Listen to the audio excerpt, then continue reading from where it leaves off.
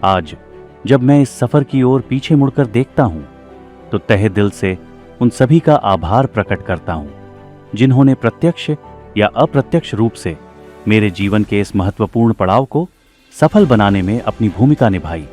चाहे वे मेरे करीबी हों या वे अनदेखे हाथ जिन्होंने मुझे सहारा दिया, मैं सभी मेहमानों का धन्यवाद करता हूं। आपका साथ और सहयोग ही मेरे इस सफर की सच्ची पूंजी है और इसके लिए मैं सदैव आपका आभारी रहूंगा। थार के रेगिस्तान के दिल में एक छोटे से गांव में उनकी यात्रा शुरू होती है। संघर्ष, बलिदान और शक्ति की यात्रा। उनका जन्म बाड़मेर में ननिहाल में हुआ, लेकिन बचपन पाकिस्तान के छोटे से गांव छाछरों में बीता। उनके जीवन घटतर में उनके पिता स्वयं श्री डूंगरोमल जी का योगदान बहुत बड़ा रहा है, जिन्होंने उन्हें सादगी और धर्म का महत्व बताने के साथ व्यापार को समझने में पारंगत बनाया। बचपन खेलने कूदने के लिए होता है, लेकिन श्री श्रवण कुमार जी का बचपन जवाबदारियों से भरा हुआ था। उनके दोस्त जब बचपन में खेल कूद रहे थे, तब श्री श्रवण कुमार जी अपने पिता की दुकान पर उनका हाथ बटाने लगे। 4 हाथ मिलकर एक घर चलाने लगे। श्री श्रवण कुमार जी की प्रारंभिक शिक्षा उर्दू और सिंधी भाषाओं में हुई थी। युद्ध सब कुछ बदल देता है। यह आपको सिर्फ देश ही नहीं, यादें और जिंदगी का एक तरीका भी छोड़ने पर मजबूर करता है। 2 देशों के बीच का युद्ध सबसे ज्यादा असर उन देशों के नागरिकों को करता है। श्री श्रवण कुमार जी की बचपन की यादें संघर्षों से भरी हुई हैं। श्री श्रवण कुमार जी की माता जी अक्सर बीमार रहती थीं और साधारण परिवार होने के कारण जीवन में मुश्किलें कभी कम नहीं हुई। 1972 का भारत पाकिस्तान युद्ध भी श्री श्रवण कुमार जी के जीवन का एक महत्वपूर्ण हिस्सा रहा है। उस युद्ध के दौरान जब सभी हिंदू परिवारों को पाकिस्तान छोड़ने का आदेश दिया गया, तब श्री श्रवण कुमार जी का परिवार भारत के बाड़मेर आ पहुंचा। उस वक्त उनके पिताजी व्यापार के सिलसिले में पाकिस्तान के एक अन्य कस्बे में थे और उनके पास कोई साधन नहीं था उनसे संपर्क करने का।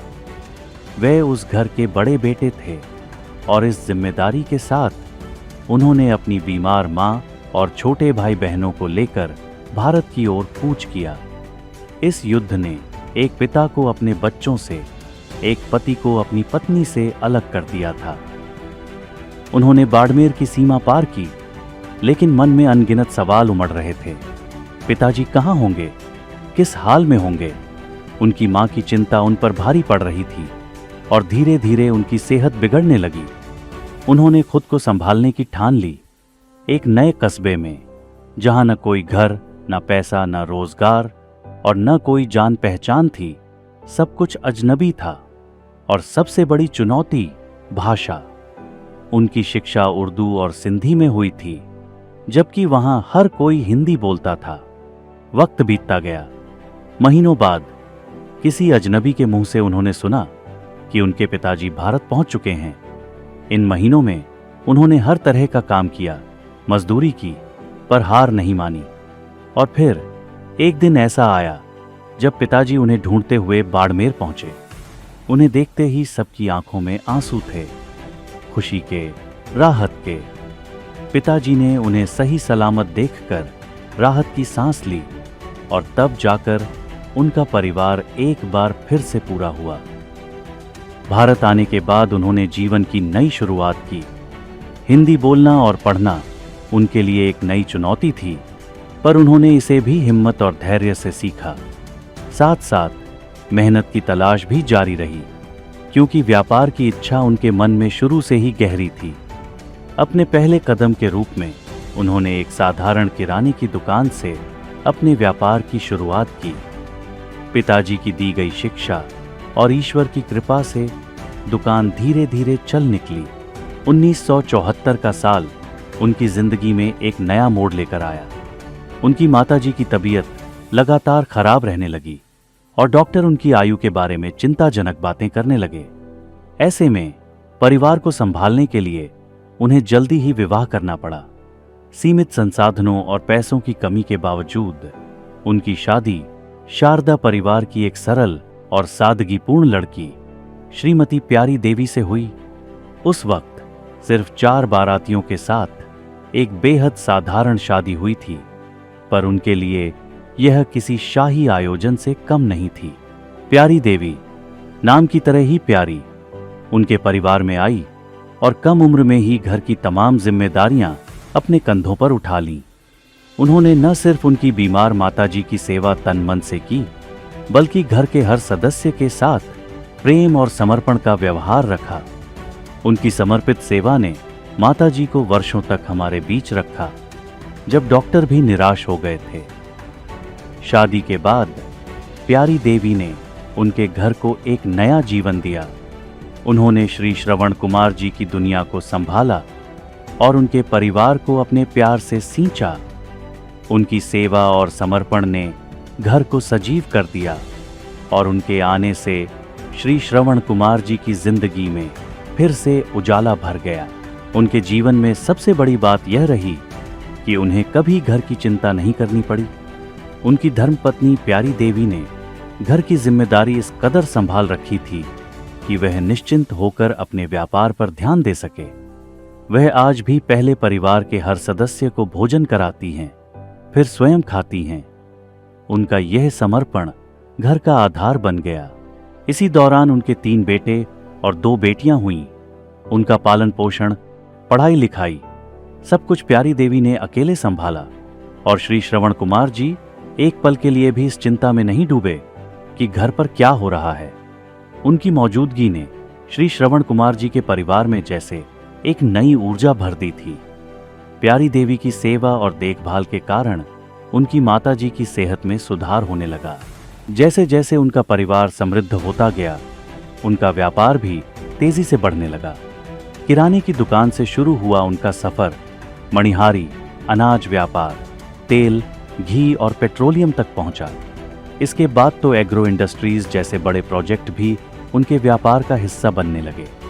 प्यारी देवी के साथ आने के बाद मानो जीवन में खुशहाली और समृद्धि का ऐसा सिलसिला शुरू हुआ जो कभी थमा ही नहीं। प्यारी देवी के साथ ने श्री श्रवण कुमार जी के व्यापार को भी पंख दिए और उनके घर को भी असीम सुख शांति से भर दिया।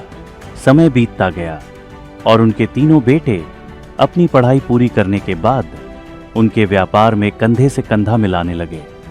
यह उनके जीवन का एक ऐसा दौर था जब घर और व्यापार दोनों नई ऊंचाइयों पर पहुंच रहे थे। बेटों का सहयोग और धर्मपत्नी की अडिग समर्पण भावना ने उनको आगे बढ़ने का भरपूर मौका दिया। फिर वह समय भी आया जब उनके घर में खुशियों का उत्सव मनाया गया। उनके बच्चों के विवाह का, उनकी बेटी सरिता का विवाह डॉक्टर सुनील राठी के साथ बड़े धूमधाम से संपन्न हुआ और उनकी दूसरी बेटी संतोष ने इंजीनियर जयेश कुमार के साथ अपने जीवन की नई शुरुआत की। उनके बेटे भी अपने जीवन साथियों के साथ खुशहाल जीवन में कदम रखने लगे। अनिल का विवाह कोमल से, दीपक का विवाह गीता से और विक्रम कुमार का विवाह वर्षा के साथ हुआ। हर शादी एक उत्सव थी, एक नई शुरुआत और उनके परिवार की खुशहाली में एक और अध्याय। लेकिन इस खुशी की चरम सीमा तब आई जब उन्हें और उनकी धर्मपत्नी प्यारी देवी को दादा दादी और नाना नानी बनने का सौभाग्य प्राप्त हुआ। उनके घर में बच्चों की हंसी गूंजने लगी और पोते पोतियों और दोहितों ने घर को जीवन से भर दिया। हर्षिल, लाव्या, वियान, ढानवी और विवान, इनके नामों ने उनके जीवन में खुशियों के नए रंग भर दिए।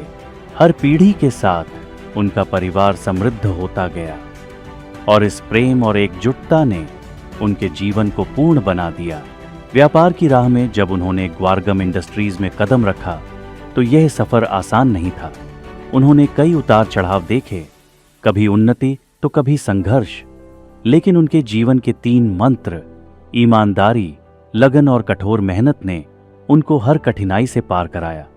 उनके बच्चों ने भी शिक्षा पूरी करने के बाद व्यापार में उनका साथ दिया और धीरे धीरे वह आगे बढ़ते गए। आज उनका व्यापार कई क्षेत्रों में फैल चुका है। Agro industries, food industries, petro industries, chemical industries, coal, अनाज और फार्मा जैसे बड़े प्रोजेक्ट्स ने राजस्थान, गुजरात, महाराष्ट्र और छत्तीसगढ़ में उनकी सफलता का परचम लहराया है। उनके व्यापार की इकाइयां अब सिर्फ देश में ही नहीं, विदेशों में भी सफलतापूर्वक काम कर रही हैं। व्यापार के साथ साथ उनका झुकाव सदैव समाज सेवा की ओर रहा। भामाशाह के रूप में उन्होंने समाज के हित के लिए खुद को पूरी तरह से समर्पित कर दिया। बाल मंदिर बालिका विद्यालय का निर्माण किया, राधा कृष्ण मंदिर, नंदी गौशाला या होम्योपैथिक हॉस्पिटल, हर सामाजिक कार्य में उनकी भागीदारी रही।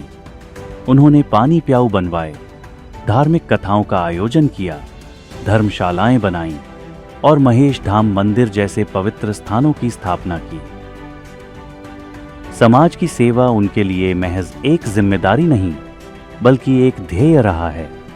उनका मानना है कि जब हम ईश्वर की कृपा और समाज का सहयोग पाते हैं तो उसे लौटाना हमारा कर्तव्य बनता है। आज भी वे हर सामाजिक कार्य में उतनी ही तत्परता से जुड़ते हैं जितना कि अपने व्यापार में। उनके जीवन का सबसे गौरवपूर्ण क्षण तब आया जब उनके भामाशाही कार्यों के लिए उन्हें सेंट्रल गवर्नमेंट द्वारा अटल अवार्ड से सम्मानित किया गया।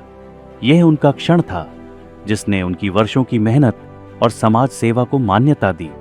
इसके साथ ही राजस्थान सरकार और जिला प्रशासन ने भी कई बार उन्हें सम्मानित किया, जो उनके लिए न केवल व्यक्तिगत सम्मान था बल्कि परिवार और उनकी समाज सेवा की यात्रा का प्रतीक भी। लेकिन इस सफलता का सारा श्रेय अकेले उनका नहीं है। उनके परिवार ने हर कदम पर उनका साथ दिया, उनको हमेशा प्रेरित किया और उनकी ताकत बनकर खड़ा रहा। उनके परिवार के बिना यह संभव नहीं हो पाता। उन्होंने अपने जीवन के हर सदस्य को दिल से धन्यवाद किया। उनकी प्रेरणा, सहयोग और समर्पण ने ही उन्हें इस मुकाम तक पहुंचाया है। परिवार की इस शक्ति ने उनको न सिर्फ सफल व्यापारी बनाया, बल्कि एक सच्चा भामाशाह बनने का अवसर भी दिया। इस पूरी यात्रा के दौरान उनके सबसे बड़े मार्गदर्शक और प्रेरणा स्रोत उनके पिताजी स्वयं श्री डूंगरोमल जी और उनकी माताजी स्वयं श्रीमती तगी देवी जी रहे। उनकी शिक्षा, उनके संस्कार और उनका आशीर्वाद ही वह नींव है जिस पर आज श्री श्रवण कुमार जी का परिवार और उनका व्यापार खड़ा है। वह हर कदम पर उनके माता पिता का स्मरण करते हैं और उनकी दी हुई सीख को अपने जीवन का पथ प्रदर्शक मानते हैं। भगवान की असीम कृपा भी उनके जीवन में हर पल रही है। उनकी छत्र छाया में ही श्री श्रवण कुमार जी और उनका परिवार इस ऊंचाई तक पहुंच सके हैं। हमारी इस खुशी में हमारे साथ जुड़ने के लिए धन्यवाद।